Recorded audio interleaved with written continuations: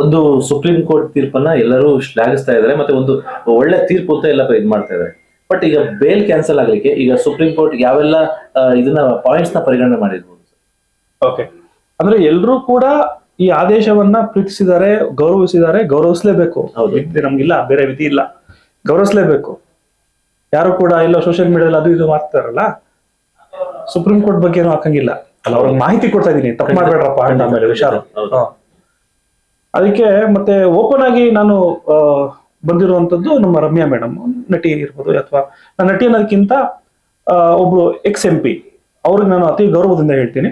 ಅವರು ಮುಂದೆ ಬಂದಿರುವಂತದ್ದು, ಅವರು ಆ ಎಲ್ಲಾ ಆದೇಶಗಳನ್ನು ಕೂಡ ಗೌರವಿಸ್ತಾ ಇರೋದು, ಪ್ರೀತಿಸ್ತಾ ಇರೋದು, ಅದ್ರ ಬಗ್ಗೆ ಕರೆಕ್ಟ್ ಆಗಿದೆ ಅಂತ ನಿರ್ಧಾರ ಮಾಡ್ತಾರಲ್ಲ, ಆ ರೀತಿಯಾದ ಸೋಷಿಯಲ್ ಮೀಡಿಯಾಗಳಲ್ಲಿ ನಾವು ಕೂಡ ನಮ್ಮ ಒಪಿನಿಯನ್ಗಳನ್ನ ಕೊಡಬೇಕು, ಇದನ್ನ ಹೇಳ್ಬೇಕು ಅನ್ನೋದು ನನ್ನ ಎಲ್ರಿಗೂ ಕೂಡ ಒಂದು ರಿಕ್ವೆಸ್ಟ್. ಯಾಕಂದ್ರೆ ಎಲ್ಲ ಮನೇಲೇ ಕುಂತ್ಕೊಂಡು ಅದ್ ಸರಿ ಇಲ್ಲ, ಇದ್ ಸರಿ ಇಲ್ಲ, ಅದ್ ತಪ್ಪು ಇದ್ ತಪ್ಪು ಅಂತ ನಾವು ಅಲ್ಲೇ ಮಾತಾಡೋದಕ್ಕಿಂತ ಸಮಾಜದಲ್ಲಿ ನಮ್ಮ ಒಪಿನಿಯನ್ಸ್ಗಳನ್ನ ಹೇಳ್ಬೇಕಾಗತ್ತೆ ಸರ್. ಏನ್ ತಪ್ಪಿಲ್ಲ, ಏನು ಭಯ ಇಲ್ಲ, ಏನು ಭಯ ಪಡ್ಬೇಕು, ಏನಾಗ್ಬೋದು, ಏನು ಆಗಲ್ಲ, ಏನು ಹೆದರ್ಕೊಡೋಂಥದ್ದು ಇರಂಗಿಲ್ಲ.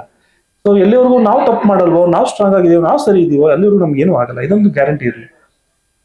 ಮೊದಲನೇದಾಗಿ ಈ ಆದೇಶ ಸರಿ ಇದೆ ಅಂತ ನೀವು ಯಾಕೆ ಹೇಳ್ತೀರಾ ಅಂತ ಸುಪ್ರೀಂ ಕೋರ್ಟ್ ಈ ಆದೇಶ ಮಾಡಕ್ ಕಾರಣ ಏನು ಅಂದ್ರೆ,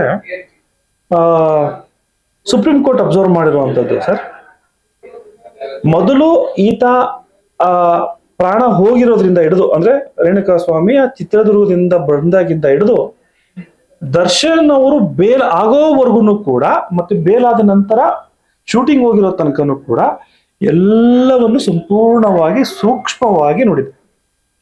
ಹೇಗೆ ನೀವು ಕ್ರಿಕೆಟ್ ಅಲ್ಲಿ ಥರ್ಡ್ ಅಂಪೈರ್ ನೋಡ್ತಾರಲ್ಲ, ರಿವೈಸ್ ಮಾಡಿ, ಸ್ಲೋ ಮೋಷನ್ ರಿವೈಸ್ ಮಾಡಿ, ಆ ರಿವೈಸ್ ಮಾಡೋ ಸ್ಲೋ ಆಗಿರ್ಬೋದು, ನಿರ್ಧಾರ ಟಕ್ಕಂತ ತಗೊಳತ್ತೆ. ಸೊ ಆ ರೀತಿ ಎಲ್ಲಾ ಕಡೆ ಇರೋ ದಾಖಲಾತಿಗಳನ್ನು ಕೂಡ ಸಂಪೂರ್ಣವಾಗಿ ಇಟ್ಕೊಂಡು ನೋಡಿದೆ. ಏನೇನ್ ನೋಡಿದೆ ಪ್ರಮುಖವಾಗಿ, ಇವೆಲ್ಲ ನೋಡಿದ್ರು ಕೂಡ ಪ್ರಮುಖವಾಗಿ ಏನಿದೆ, ಇಸ್ ದರ್ಶನ್ ಕೊಲೆ ಏನಕ್ಕಾಯ್ತು ಅದು ನೋಡಿದೆ. ಜೈಲಿನಲ್ಲಿ ಈತ ಏನ್ ಮಾಡ್ತಿದ್ದ ಅನ್ನೋದು ಕೂಡ ಪಾಯಿಂಟ್ ಆಗಿದೆ. ಇಷ್ಟೊಂದು ರಾಜ್ಯ ಆತಿಥ್ಯ ಇದೆಯಾ, ಹಬ್ಬ ಅಂತ ಕೂಡ ಇದು ಮಾಡಿದೆ. ಜೈಲಿನ ಅಧಿಕಾರಿಗಳು ಕೂಡ ಕ್ಲಾಸ್ ತಗೊಂಡಿದ್ದಾರೆ, ಆದೇಶದಲ್ಲಿ ಹೇಳಿದ್ದಾರೆ. ಅದ ನಂತರ ಬೇಲಿಂದ ಆಚೆ ಬಂದು ತಾವ್ ಏನ್ ಮಾಡಿದ್ರಿ, ಏನ್ ಗ್ರೌಂಡ್ ಮೇಲೆ ಮೆಡಿಕಲ್ ಬಂದ್ರಿ ಅದನ್ನು ನೋಡಿದೆ. ಇದೆಲ್ಲ ಆದ್ಮೇಲೆ ಇವ್ರು ಬೇಗ ಇವತ್ತೇ ಜೈಲ್ಗೆ ಹೋಗ್ಬೇಕು ಅಂತಿದೆ ಸರ್. ಅರ್ಥ ಮಾಡ್ಕೊಳ್ಳಿ, ಇವತ್ತೇ ಜೈಲ್ಗೆ ಹೋಗ್ಬೇಕು ಅಂತ ಹೇಳಿದೆ. ಎಂತಕ್ಕೆ ಅಂದ್ರೆ ಬೇರೆ ಪ್ರಕರಣಗಳಲ್ಲಿ 30 ದಿನ ಟೈಮು, 60 ದಿನ ಟೈಮು, ವಾರಗಟ್ಟಲೆ ಟೈಮ್ ಕೊಡ್ತಾರೆ. ನೀವ್ ಇಂಥ ದಿನ ಹೋಗಿ ಮಾಡುವ. ವಿನಯ್ ಕುಲಕರ್ಣಿ ಅವ್ರ ಕೇಸಲ್ಲಿ ತಮ್ಗೆ ಗೊತ್ತಿರ್ಬೋದೇನೋ, ಇಷ್ಟು ದಿನ ಟೈಮ್ ಕೊಡ್ತು. ಈ ಕೇಸಲ್ಲಿ ಇವತ್ತೇ ಬನ್ನಿ ಅಂತ. ಕಾರಣ ಏಕೆಂದ್ರೆ ಇಷ್ಟು ನೀನು ಪ್ರಭಾವಿ ಇರೋದಿದೆ ಅಂದ್ರೆ ಸಾಕ್ಷಿ ನಾಶ ಮಾಡ್ಬಿಡ್ತೀರಾ ನೀವು ಇನ್ನು ಆಚೆ ಇರೋಂಥದ್ದು ಬೇಡ, ಒಳಗಡೆ ಬನ್ನಿ ಅಂತ.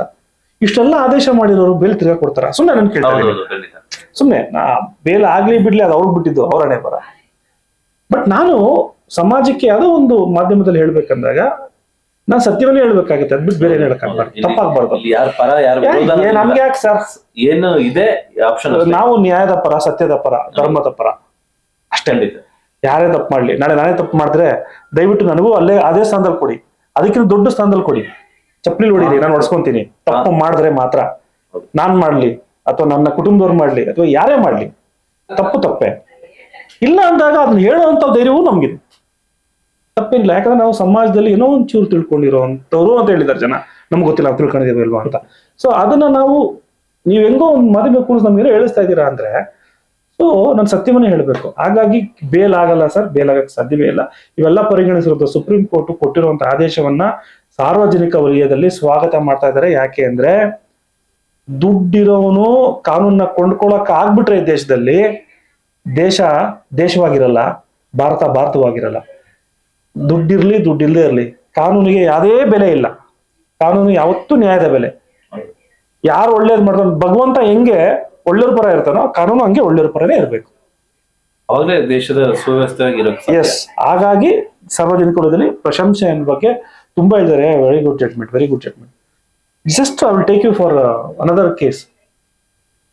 ಈ ಕೇಸ್ ಏನು ಪ್ರಜ್ವಲ್ ರೇವಣ್ಣವ್ರ ಕೇಸ್ನ ನಾನು ಯಾವ್ದೋ ಒಂದು ನಮ್ಮ ಮನೆ ಎದುರುಗಡೆ, ನಮ್ಮ ಇವ್ರ ಹೊರಗಡೆ ಮನೆಯಿಂದ ಆಚೆ ಬರ್ದಿರೋರು, ಯಾರ ಬಗ್ಗೆನೂ ಮಾತಾಡ್ದಿರೋ ಅಂತ ವ್ಯಕ್ತಿ ಹತ್ರ ಸುಮ್ಮನೆ ಕೇಳಿದಾಗ ಎಂತ ಜಡ್ಜ್ಮೆಂಟ್ ಹೇಳಿ ಕೊಡ್ಬೇಕದನ್ನ ಅಂತಂದ್ರು. ಮನೆಯಿಂದ ಆಚೆನೆ ಬರ್ದಿರೋರು, ಮಾತಾಡದೇ ಇರೋರು ಅಂತವ್ರು. ಅವ್ರ ಮಾತು ಹೌದಾ ನ್ಯಾಯಾಲಯ ಆಯ್ತಲ್ಲ ಸರ್. ಹೌದು. ಅಂತವ್ರಿಗೆ ಕಾನೂನು ಬೇಕಾಗಿರೋದು. ಯಾರೋ ಬೆಳಗ್ಗೆ ಬಂದು ಈ ವ್ಯಕ್ತಿ ಹಿಂಗೆ ಅಂತ ಆಲ್ರೆಡಿ ಬೆಳಗ್ಗೆ ಬಂದು ಅದು ಮಾಡು ಇದು ಮಾಡು, ಕಾಂಟ್ರಾಕ್ಟರ್ ಮೋಸ ಮಾಡು, ಹಗರಣ ಮಾಡು, ವೈಟ್ ಅಂಡ್ ವೈಟ್ ಹಾಕೊಂಡ್ ನಡಿ, ಜೈಕಾರ ಹಾಕು, ಅಂತವ್ರಿಗಿಲ್ಲ ಕಾನೂನು. ಅಂತವ್ರು ಮನೆ ಒಳಗಡೆ ಇದಾರಲ್ಲ ಅಂತವ್ರ ಪರ ಇದೆ ಕಾನೂನು ಅನ್ನೋದು ನಮ್ಗೆ ಮೆಸೇಜ್ಗಳು ಬರ್ತಾ ಇದಾವೆ ಈ ಇದರಿಂದ. ಹಾಗಾಗಿ ಎಲ್ಲರೂ ಕೂಡ ಅದ್ರ ಪರವಾಗಿದ್ದಾರೆ ಸರ್. ಅಂತವ್ರು ಬರೀ 10 ಜನ ಇರ್ಬೋದು ಸರ್. ಈ ಕಾಂಟ್ರಾಕ್ಟರ್ ಕಳ್ಳರು ಗಿಲ್ರು ಪಾಲ್ರು ಅವರೆಲ್ಲ ಒಂದು 10 ಜನ ಇರ್ಬೋದು. ಆದ್ರೆ ಈ ದೇಶದಲ್ಲಿ ಕೋಟ್ಯಾಂತರ ಜನ ಇದ್ದೀವಿ, ಅವ್ರು ಯಾರು ಕೂಡ ಆಚೆ ಬರಲ್ಲ.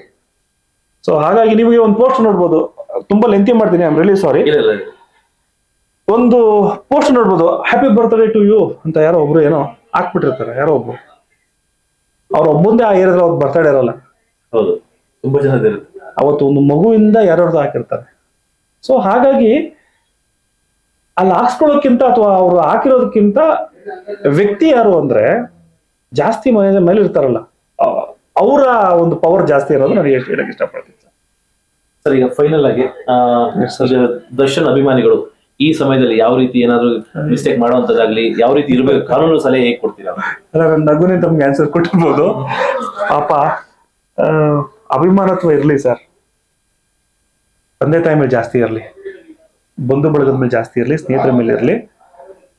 ಇವತ್ತು ನಾನು ನೇರವಾಗಿ ಹೇಳಬಲ್ಲೆ, ದರ್ಶನ್ ಇವ್ರಿಗೆ ಏನಾದ್ರೂ ಕೂಡ ಅಪಾಯ ಆಗಿದೆ ಅಥವಾ ಅವ್ರ ಆಟಿಟ್ಯೂಡ್ ಚೇಂಜ್ ಆಗಿದೆ ಅಂದ್ರೆ ಅದಕ್ಕೆ ಕಾರಣ ಅವ್ರ ಅಭಿಮಾನಿಗಳೇ ಸರ್. ಯಾಕೆಂದ್ರೆ ಅಣ್ಣ ನೀನ್ ಬೈದ್ರೆ ನಾನು ವಿಜಿಲ್ ಹೊಡಿತೀನಿ ಅಂತ ಹೇಳ್ತಾರೆ, ಅಣ್ಣ ನೀನ್ ಹಿಂಗ್ ಮಾಡಿದ್ರೆ ನಾನು ಹಿಂಗ್ ವಿಜಿಲ್ ಹೊಡಿತೀನಿ ಅಂತ ಹೇಳ್ತಾರೆ. ಇವತ್ತು ಅದೇ ಎಲ್ಲೋ ಒಂದ್ ಕಡೆ ಮುಳು ಆಯ್ತೇನೋ ಅಂತದ್ದು. ಯಾಕಂದ್ರೆ ಅದು ಬಂದ್ಬಿಡುತ್ತಾ, ಆ ಒಂದು ಅಹಂ ಬಂದ್ಬಿಡ್ತಾ, ಅಥವಾ ನಾನು ಏನ್ ಮಾಡೋಣ ಯಾರು ಕೇಳೋರಿಲ್ಲ ಅನ್ನೋದಕ್ಕೆ. ನಾನು ಒಂದು 20 ಜನ ಹೊಗಳ್ಬಿಟ್ರೆ ನಾನು ಮೇಲೆ ಹೊಂಟೋಗ್ತೀನಿ, ನಾನು ಝೂಮ್ ಹೋಗ್ತೀನಿ. ಅಂತದ್ರಲ್ಲಿ ಮಹಾನ್ ವ್ಯಕ್ತಿ ಎಲ್ಲೇ ಹೋದ್ರು ಜನ ನಾನು ಇದೀನಿ, ಅಣ್ಣ ನೀನ್ ಬೈದ್ರೆ ಖುಷಿ ಕಣಣ ಅಂತ. ಈ ತರ ಅಂಬರೀಷ್ ಅವ್ರು ಇದ್ರು. ಅಂಬರೀಷ್ ಅವರು ಅವ್ರ ಹತ್ರ ಬೈಸ್ಕೊಳಕ್ ಜನ ಪ್ರೀತಿಸ್ಕೊಳ್ಳೋರು, ಹಾರ್ಮ್ಲೆಸ್ ಫೆಲೋ. ಅವ್ರು ಬೈಯೋರು, ಏನೋ ನನ್ನ ಮಗನೇ ಅಂದ್ರೆ ಖುಷಿ ಅವ್ರಿಗೆ ಅಂತ ಬಿಸಿಲು ಹೊಡಿಯೋರು. ಬಟ್ ಅವರು ಸಮಾಜದಲ್ಲಿ ಸ್ಥಾನಮಾನಗಳನ್ನ ಪಡೆದುಕೊಂಡವರು, ಸಮಾಜದಲ್ಲಿ ಹೆಂಗಿರ್ಬೇಕು ಅಂತ ಕಲ್ತವ್ರು, ಗಾಳ ಹಾಕಿರುವಂತವ್ರು, ಸಮಾಜನ ಗಟ್ಟಿ ಹಿಡ್ಕೊಂಡವ್ರು.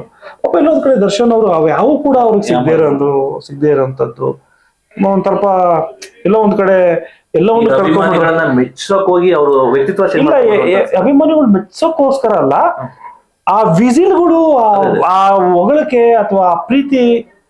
ಈಗ ಮಕ್ಕಳು, ನಾನು ಇನ್ನೊಂದು ಹೇಳ್ತೀನಿ, ಮಗುಗೆ ತಂದೆ ತಾಯಿಯಾದ ಅತಿಯಾದ ಪ್ರೀತಿನೇ ಹಾಳು ಮಾಡುತ್ತೆ ಅಂತ ಒಂದು ಒಗಟಿದೆ ಗೊತ್ತಾ. ಅವ್ರ ಅಪ್ಪ ಅಮ್ಮ ಎಷ್ಟು ಪ್ರೀತಿಸ್ತಾರೆ ಅಂದಾಗ ಮಗು ಆಚೆ ಕಡೆ ಚೇಂಜ್ ಆಗುತ್ತೆ. ನಮ್ಮ ಅಪ್ಪ ಅಮ್ಮ ಇಲ್ವಾ ಹಿಂದ್ಗಡೆ, ಇಲ್ವಾ ನಮ್ಮ ಅಪ್ಪ ಅಮ್ಮ ಹಿಂದ್ಗಡೆ ಎಲ್ಲದಕ್ಕೂ ಸಪೋರ್ಟ್ ಮಾಡ್ತಾರೆ ನಮ್ಮ ಅಪ್ಪ ಅಮ್ಮ. ಏನಾದ್ರು ನಮ್ಮ ಅಪ್ಪ ಅಮ್ಮ ಏನಲ್ಲ, ಅದು ಆಟೋಮೆಟಿಕ್ ಆಗಿ ಬಂದ್ಬಿಡುತ್ತೆ. ಆ ರೀತಿ ಎಲ್ಲೋ ಒಂದ್ ಕಡೆ ಮುಳುವಾಗೋಯ್ತೇನೋ ಅಂತ. ಜೈಲಿಂದ ಆಚೆ ಬಂದ್ಮೇಲೂ ಕೂಡ ಪಾಪ ಎಲ್ಲೋ ಅವ್ರು ಆಚೆ ಬರ್ಲಿಲ್ಲ, ಸುಮ್ಮನೆ ಇರಪ್ಪ ಅನ್ನೋರು. ಹೌದು, ತುಂಬಾ ಚೆನ್ನಾಗಿ ಹಿಂಗನ್ನೋರು ಕೈ ಮುಗಿದೆ ಅಂದ್ರೆ ಏನೋ ಸಾಕ್ಬಿಡ್ರಪ್ಪ ಅನ್ನ. ಬಟ್ ಜೋರಾಗಿ ಹೇಳಂಗಿಲ್ಲ, ಯಾಕಂದ್ರೆ ಆತನ ಜೀವನನೂ ಅಲ್ಲೇ ಇದೆ. ಹೌದು, ಈಗ ಅವರು ಮುಖ್ಯ. ನೆಮ್ಮದಿ ಬೇಕು ಸರ್ ಅಂತ ಯಾವ್ದೋ ಒಂದು ಹೇಳಿದ್ರು ಪಾಪ. ಅಂದ್ರೆ ಎಲ್ಲಾನು ಕಲ್ತಿದಾರ ಅವರು, ನೆಮ್ಮದಿ ಬೇಕು, ಜೀವನ ಇದಲ್ಲ ಸರ್, ಅಯ್ಯೋ ಜೇಲೇ ಇದು ಸರ್, ಕಲ್ಸ್ಬಿಡುತ್ತೆ ನನ್ ಮಗಂದು, ಜೇಲೇ ಇದು, ನಿಮ್ಗೆ ಏನೇ ಕೊಡಿ ಎಂತದೇ ಮಾಡಿ ಒಳಗಡೆ ಕುಂತ್ಕೊಂಡಾಗ ಒಂದಿದು. ಹಾಗಾಗಿ ದರ್ಶನ್ ಅಭಿಮಾನಿಗಳು ನೋಡಿ, ನಾನು ಇನ್ನೊಂದು ಮಾತು ತುಂಬಾ ಗೌರವದಿಂದ ಹೇಳ್ತೀನಿ. ದರ್ಶನ್ ಅವರ ಅಭಿಮಾನಿಗಳು ನೀವು ಅನ್ಕೊಂಡಂಗೆ ಏನು ಓದಿರೋರು ಅವರು ಇವರು ಅಂತ ಅನ್ಕೊಂಬೇಡಿ. ಸಾಫ್ಟ್ವೇರ್ ಇಂಜಿನಿಯರ್ ಇಂದ ಹಿಡಿದು, ಡಾಕ್ಟರ್ ಇಂದ ಹಿಡಿದು, ಲಾಯರ್ ಇಂದ ಹಿಡಿದು, IAS ಆಫೀಸರ್ ವರ್ಗೂ ಇದ್ದಾರೆ. ಇದನ್ನ ನಾನು ನೋಡಿ, ಎಲ್ಲ ತರನೂ ಇದ್ದಾರೆ, ಎಲ್ಲಾ ಕ್ಯಾಟಗರಿ, ಎಲ್ಲ ವರ್ಗದಲ್ಲೂ ಇದ್ದಾರೆ. ಅವರವರ ಒಂದು ಪ್ರೀತಿ ಅದು ಅಭಿನಯದ ಪ್ರೀತಿ. ಆದ್ರೆ ವ್ಯಕ್ತಿತ್ವದ ಪ್ರೀತಿ ಯಾರು ಜಾಸ್ತಿ? ಕೆಲವರು ಇದೆಲ್ಲ ತಪ್ಪಾಗತ್ತಪ್ಪ, ಇದೆಲ್ಲ ಸರಿ ಇಲ್ಲ ಅನ್ನೋರು ಕೂಡ ಇದ್ದಾರೆ. ಸೊ ಅವ್ರ ಅಭಿನಯಕ್ಕೆ, ಅವರೆಲ್ಲ ಒಂದು ಅಭಿನಯಕ್ಕೆ ನಾನು ಕೂಡ ಅಭಿಮಾನಿನೇ ಸರ್. ಯಾಕೆ ಸುಳ್ಳು ಹೇಳಿ? ಕರಿಯ ಪಿಕ್ಚರ್ ಇದ್ದಾಗ ನಾನು ಸ್ಕೂಲಲ್ಲಿ, ನಾವು ಕಾಲೇಜಲ್ಲಿ ಓದ್ಬೇಕಂದಾಗ ನಾವು ಅಪ್ಪ ಅಮ್ಮನ ಹತ್ರ ಕಿತ್ತಾಡ್ಕೊಂಡು ಹೋಗಿ ಪಿಕ್ಚರ್ ನೋಡಿದ್ವಿ. ಅಭಿನಯ ಅದು, ಕ್ಯಾರೆಕ್ಟರ್ಗಲ್ಲ. ಕ್ಯಾರೆಕ್ಟರ್ ದೇವರಣೆಗೂ ಅಲ್ಲ, ಇವತ್ತೂ ಅಲ್ಲ, ನಾಳೆನೂ ಅಲ್ಲ. ಕ್ಯಾರೆಕ್ಟರ್ಗೆ ಬೇರೆನೇ ಇರುತ್ತೆ, ಅಭಿನಯಕ್ಕೆ ಖಂಡಿತವಾಗ್ಲೂ ಇದೇ ಇರ್ಬೇಕು. ಇದೇನಾದ್ರು ಟ್ರಯಲ್ಸ್ ಎಲ್ಲ ಮುಗಿದು ಒಂದ್ ವೇಳೆ ಅವ್ರು ತಪ್ಪಿತಸ್ಥರು ಅಂತ ಪ್ರೂವ್ ಆಯ್ತು ಅಂದ್ರೆ ಯಾವ ರೀತಿ ಏನೆಲ್ಲ ಶಿಕ್ಷೆ ಆಗ್ಬೋದು? ಲೈಫ್ ಇಂಪ್ರಿಸನ್ಮೆಂಟ್ ಅಷ್ಟೇ, ಮಾತಿಲ್ಲ. ಕೊಲೆ ಕೇಸ್ನಲ್ಲಿ ನಿಮಗೆ ಯಾವುದೇ ಕಾರಣಕ್ಕೂ ಶಿಕ್ಷೆ ಅಂತ ಆದ್ರೆ ಅದು ಲೈಫೇ. ಅದು ಬಿಟ್ಟು 3 ವರ್ಷ 10 ವರ್ಷ 3 ವರ್ಷ ಅವೆಲ್ಲ 7 ವರ್ಷ ಅಂತದೇನಿಲ್ಲ. 14 ಲೈಫೇ ಲೈಫ್ 14 years ಜೀವಾವಧಿ ಶಿಕ್ಷೆ ಅಷ್ಟೇ. ಜೀವಾವಧಿ ಶಿಕ್ಷೆ ಅಷ್ಟೇ, ಬೇರೆ ಏನು ಬರಲ್ಲ. ಕೊಲೆ ಅರ್ಧಬರ್ಧ ಮಾಡಿದ್ಯಾ ಅದಕ್ಕೆ ಅರ್ಧಬರ್ಧ ಶಿಕ್ಷೆ ಅಂತ ಹೇಳಲ್ಲ, ಅದಕ್ಕಿರೋ ಪನಿಷ್ಮೆಂಟ್ ಅದನ್ನ. ಸೊ ಇವ್ರದ್ದು ಎಷ್ಟು ಇನ್ವಾಲ್ವ್ಮೆಂಟ್ ಇದೆ ಅನ್ನೋದು ಮ್ಯಾಟರ್ ಆಗುತ್ತೆ ಅಲ್ಲಿ. ಏನೇ ಇನ್ವಾಲ್ವ್ಮೆಂಟ್ ಇದ್ರು convicted is convicted, convicted is convicted ಅಷ್ಟೇ, ಗಿಲ್ಟ್ ಇಸ್ ಗಿಲ್ಟ್. ನೀವು ಮಟ್ಟಿಗಿದೆ ಇವಾಗ ನೀವು ಚಾಕು ತಂದು ನನಗೆ ಕೈಲಿ ಕೊಟ್ಟಿದ್ದೀರಿ ಅಂತ ಅನ್ಕೊಳ್ಳಿ, ಚುಚ್ಚಿನ ಬೇರೆನೇ ಆಗಿರ್ತಾನೆ. ಚಾಕು ತಂದು ಕೊಟ್ಟಿದ್ದಕ್ಕೆ ಶಿಕ್ಷೆ ಅಲ್ಲ, 302 ಏನ್ ಬರ್ಬೇಕು ಅದ್ ಬರ್ಲೇಬೇಕು. ಮೊಬೈಲ್ ತಂದು ಕೊಟ್ರೆ ಅದಕ್ಕೆ ಬೇರೆ, ವೆಪನ್ ಕೂಡ ಬೇರೆ. ಸೊ ಹಾಗೆ ಈ ಪ್ರಕರಣದಲ್ಲಿ ಇವ್ರ ಇನ್ವಾಲ್ವ್ಮೆಂಟ್ ತಮ್ಗೆಲ್ಲ ಗೊತ್ತಿರೋದು, ಆ ಜಾಗದಲ್ಲಿ ಇದ್ರು ಇಲ್ವೋ, ಏನಾಯ್ತು, ಅವ್ರು ಹೊಡೆದ್ರು ಇಲ್ವೋ, ಅದ್ರ ಮೇಲೆ ಅದೆಲ್ಲ ಚಾರ್ಜ್ ಶೀಟ್ ಅಲ್ಲಿ ಇದೆ. ಆ ರೀತಿ ನೋಡಿದಾಗ ಇದು ಶಿಕ್ಷೆ ಆಯ್ತು ಅಂದ್ರೆ ಜೀವಾವಧಿನೇ, ಬೇರೆ ಮಾತೇ ಇಲ್ಲ. ಶಿಕ್ಷೆ ಆದ್ರೆ ಯು ಕ್ಯಾನ್ ನೋಟ್ ದಿಸ್, ನೀವು ಇಟ್ಕೋಬಹುದು. ಅದಾದ್ರೆ ಅದನ್ನೇ ಆಗ್ಬೇಕು. ಆದ್ರೆ ಆದಷ್ಟು ಕಾನೂನಿನಲ್ಲಿ ಏನೆಲ್ಲ ಆಗುತ್ತೆ, ಮತ್ತೆ ಒಂದು ಸಲಹೆ ಕೊಟ್ರಿ, ಸಮಾಜದಲ್ಲಿ ಈ ಕಾನೂನು ಮುಖಾಂತರ ಏನೆಲ್ಲ ಪಾಠ ಕಲಿಬಹುದು ಅನ್ನೋದು. ತುಂಬಾ ಥ್ಯಾಂಕ್ ಯು ಸರ್. ನಾನೇನು ಕೊಟ್ಟಿಲ್ಲ ಸರ್, ಎಲ್ಲ ಸುಪ್ರೀಂ ಕೋರ್ಟ್ ಹೇಳಿರೋದನ್ನ ವಿವರಿಸಿದೀನಿ. ಕೊಡೋರು ಅವರು, ಹೇಳೋರು ನಾವು ಅಷ್ಟೇ. ಥ್ಯಾಂಕ್ ಯು ಸರ್, ನಮಸ್ಕಾರ.